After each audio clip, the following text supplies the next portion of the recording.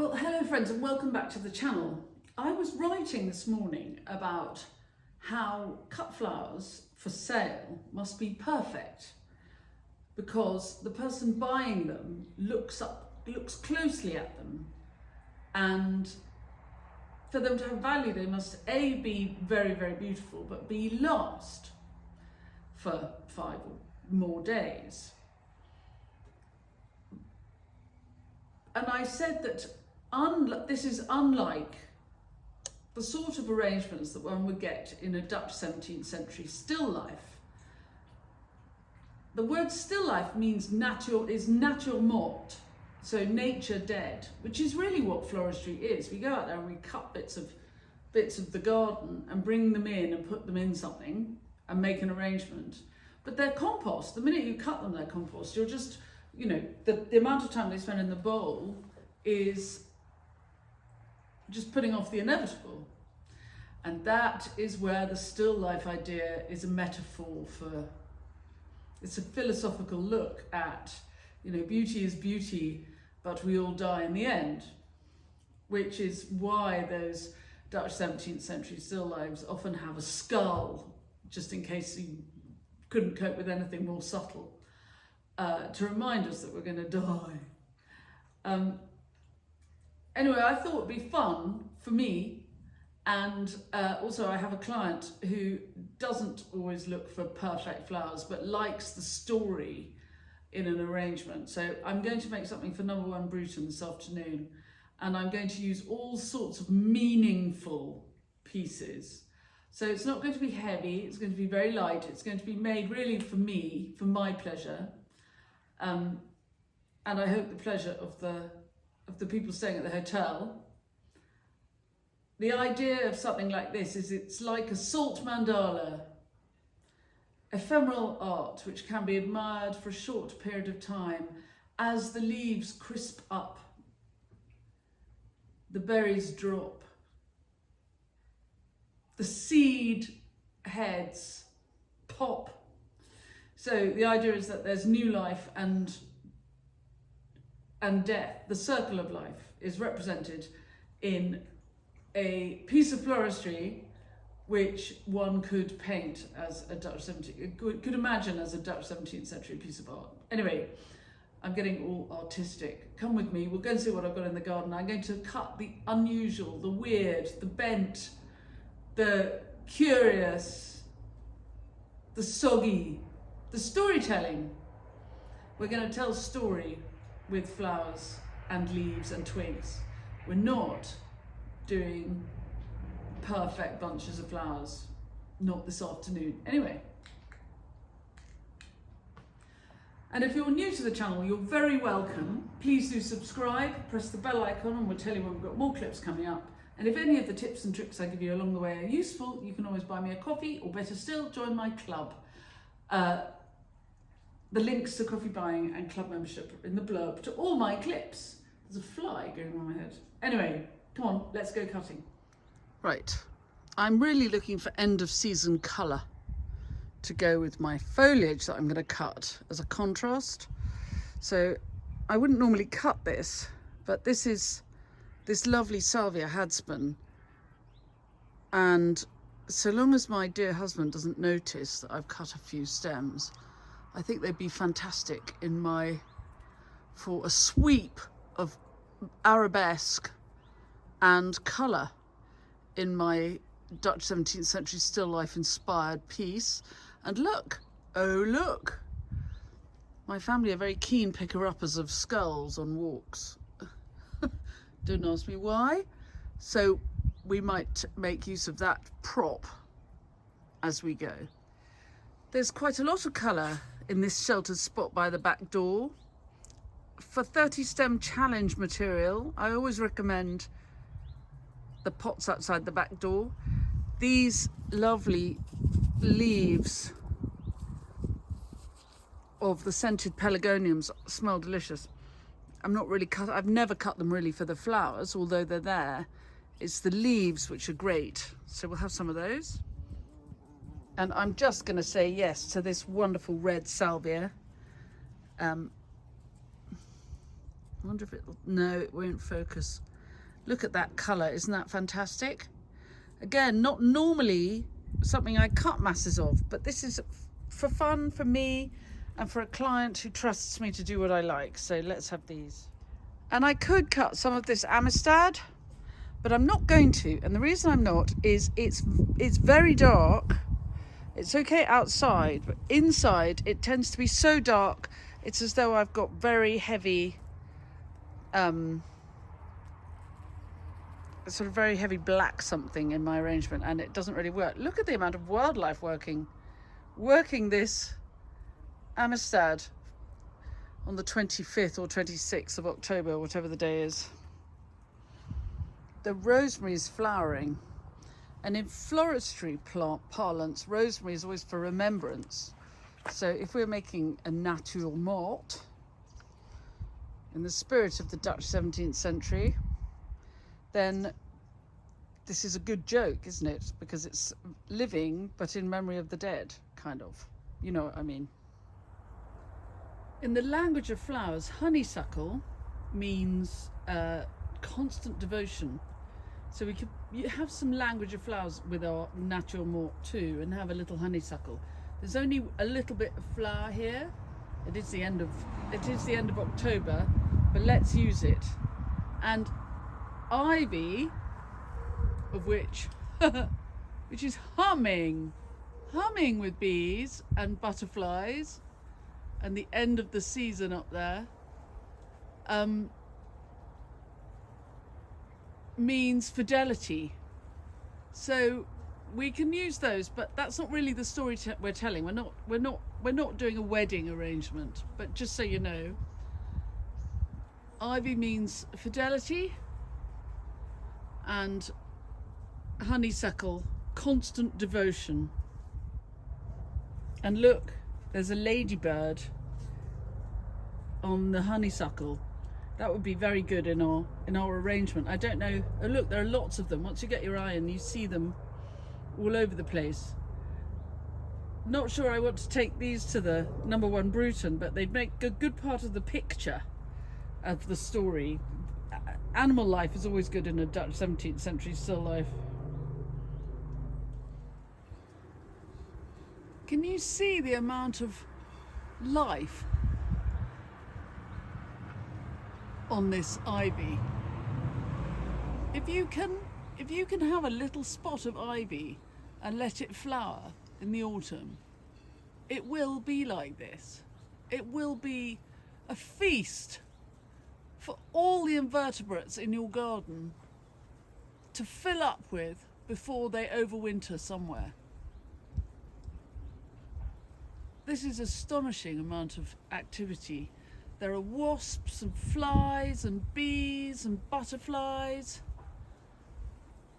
It's just absolutely humming with life. I don't love Solidago in flower very much, but look at the seed heads. Aren't they velvety and lush and luxurious? We'll have some of those and they will represent the end of a story, but also the beginning of another, because seeds, obviously, oh dear, never mind my fingers. That is beware rose thorns. Side story.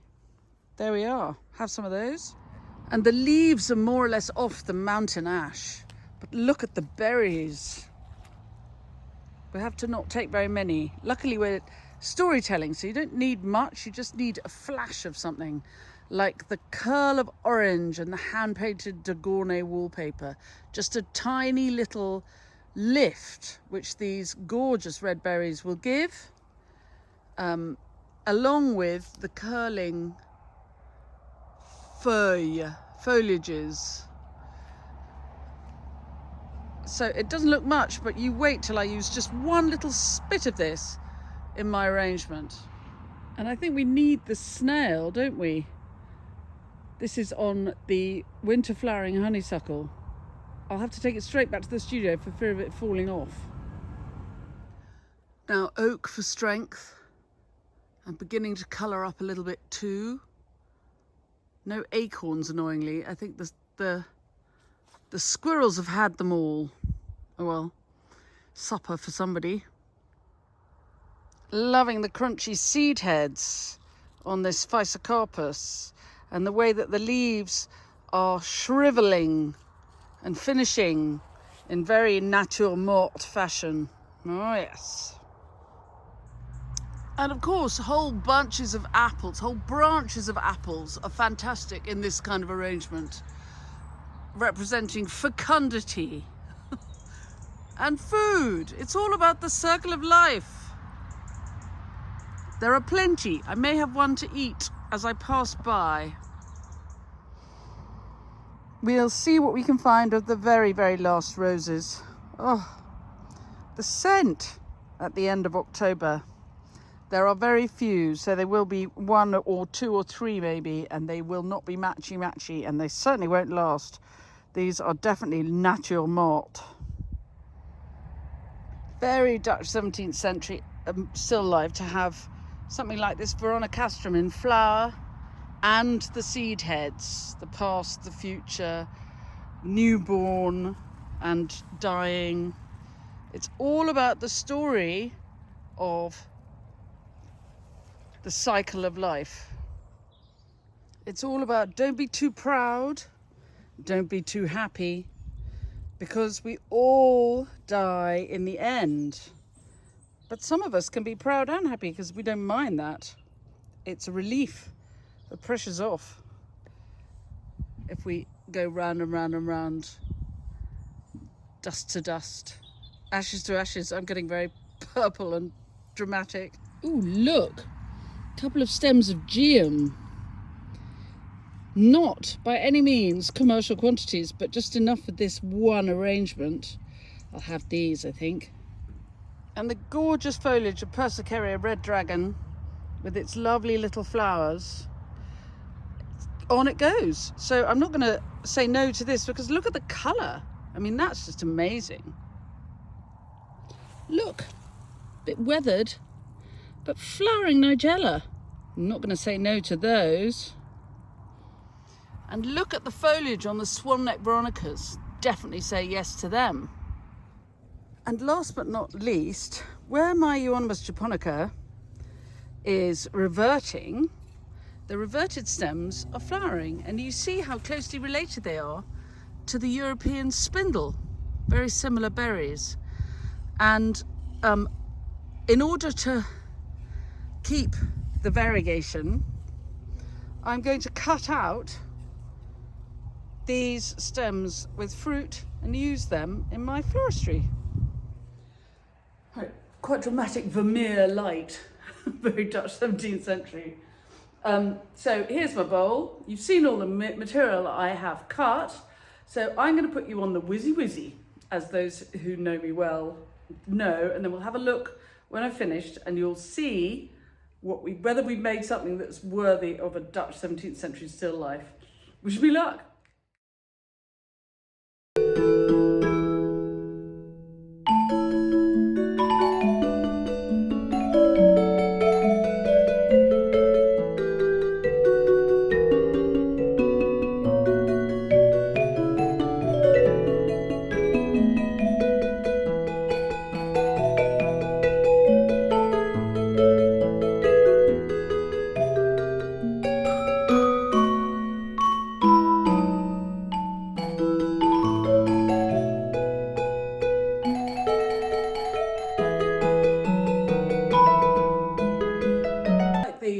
I like the stripe of light behind it, although I would like light landing on the front, but in a kind of Vermeerish sort of way.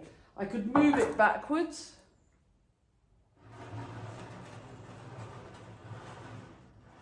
And see, oh look, catching the light. But I have a hole in the middle of my studio table, which is because this was a piece of secondhand furniture that somebody clearing out of their old workshop, they gave it to me. So I don't know why it's got a hole in the middle, but I'm always trying to cover the hole up. But in this case, I could perhaps cover the hole with the dropped Euonymus japonica berries. And of course the apple fell off on the journey back from the studio. But I put the apple, did you see me putting the branch of apple leaves in? So I can put the apple where it drops. I could have it catch the light a little bit. Oh, nice. There we are. Very important in Dutch 17th century art. Often you'll find a plate with a knife, and the knife will have been peeling something or cutting something, which is representing, time passing. It's not. If I were you, I would go and read a book now on the meaning behind all the different things that people put into Dutch 17th century still lifes. And it depended on the artist and on the painting. Not every painting does mean the same thing twice. And it can be a painting as simple as a jug poured half a glass of milk, or a glass of milk that's been half drunk is time passing, it's half a life past. Or a peeled lemon, time passing, it's, time on we go. But at all times there is this, it's neither threat nor promise, it is the fact that dust to dust, we all go the way of all things eventually. Which I find I find very reassuring. But I think some of these wonderful paintings were commissioned by enormously wealthy merchants, and perhaps the slightly less wealthy artists were reminding the merchants that they could be as rich as they like, but time would get them in the end. Anyway, so this is your 30 stem challenge for this weekend. I challenge you to go out in the garden. Obviously this is rather more than 30 stems, but I challenge you to get in the garden and enjoy the end of the season.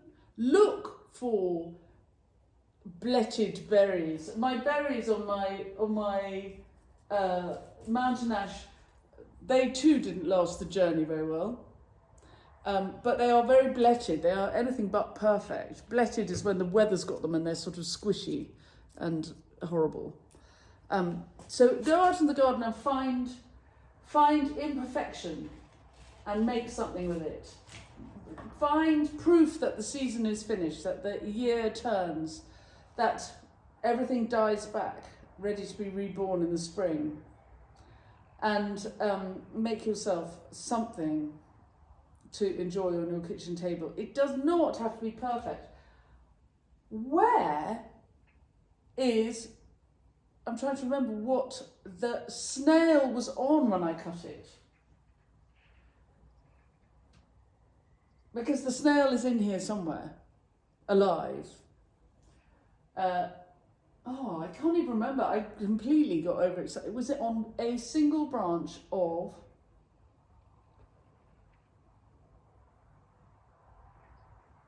winter flowering honeysuckle? Oh, look! Not finished. I've got a whole nother vase full of stuff to use up. You must have been wondering where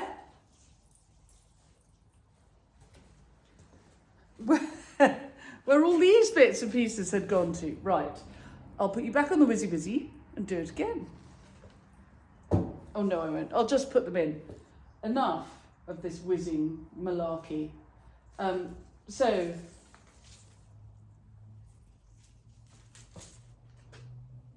honeysuckle for constant devotion. One flower. Smells divine. I could smell it when I walked into the studio. And look how it curls out of the arrangement, giving the arrangement width. We'll put a few more of these in. I do full pedestal vase demonstrations if you'd like to book one. The next one is next spring, I think, late spring. And people are already booking, which is great. They're always online. And I also have full 3-day floristry workshops here in the summer. So we do lots online. Have a look while I'm doing this.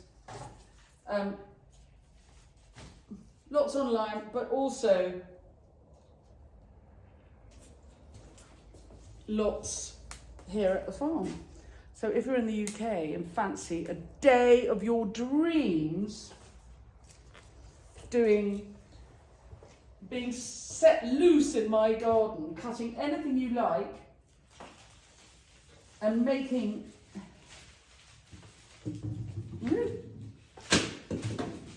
so much for the apple.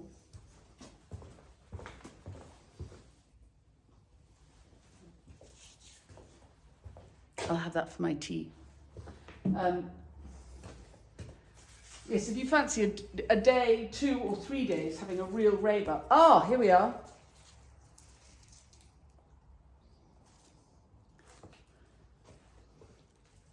The snail. As far as I know, we have none of those ladybirds. And personally, I'd rather keep the ladybirds here. They are very valuable friends. Although the snail is also a friend, part of the ecosystem. I'll see if I can put it in such a way that it can be seen.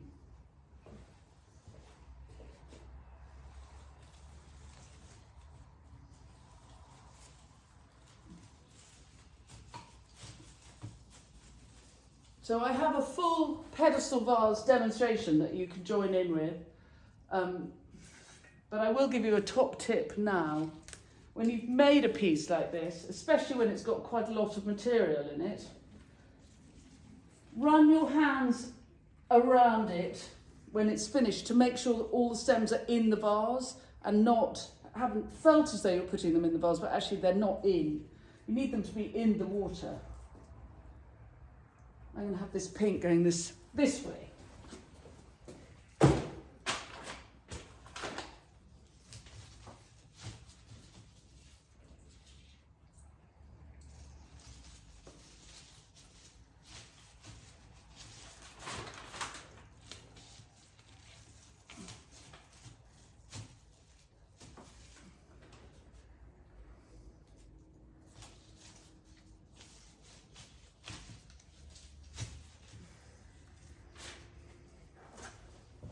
And then the red,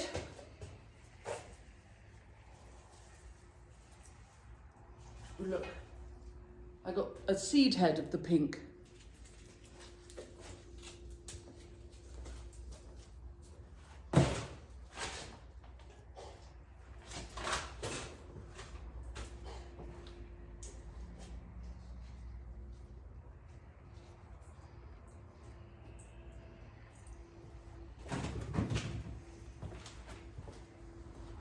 And then the red,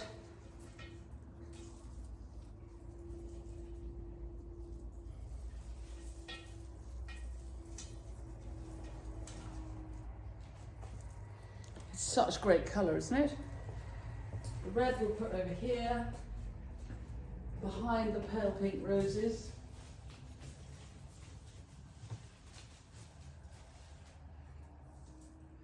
You won't really see it.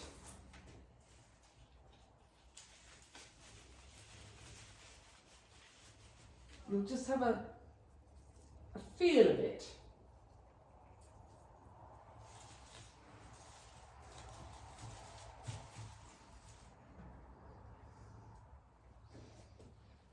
I can't see what I'm doing because the light is coming straight into my face.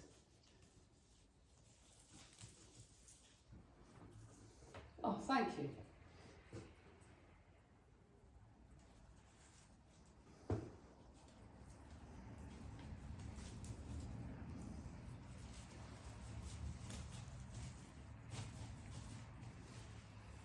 There we are. And finally,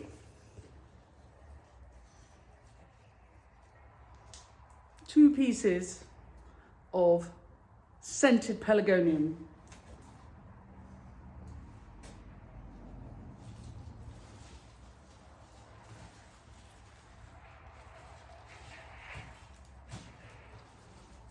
Never has a small bowl been so full.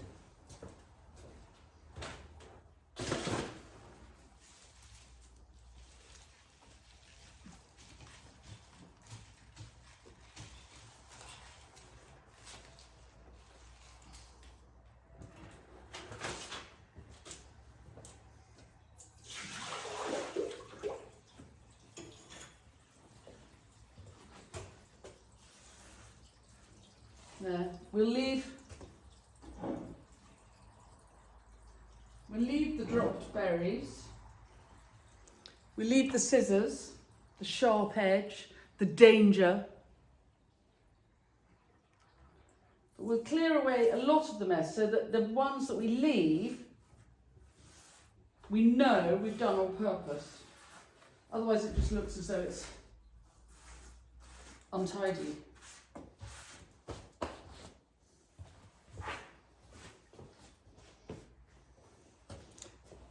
I could go and get that skull now, but it's 4:45 and I've got to deliver this, so I won't. Anyway, I hope you've enjoyed this session. Go outside and see what you can find that's imperfectly perfect and make your own Dutch 17th century work of art. And if you follow me on Instagram, then tag photographs you take of your work and call it hashtag 30STEM challenge and tag at Common Farm Flowers on Instagram, and I will share some of them on my stories this weekend. Oh, I set myself. It's better now the light's going, isn't it? It's kind of romantic. Right, I'll check my pictures and I'll go and deliver it. I hope you've had a nice time. Thanks very much for coming along. And I hope I'll see you again soon. And do book some of those floristry workshops for next year. They make very good Christmas presents. Yes, they do.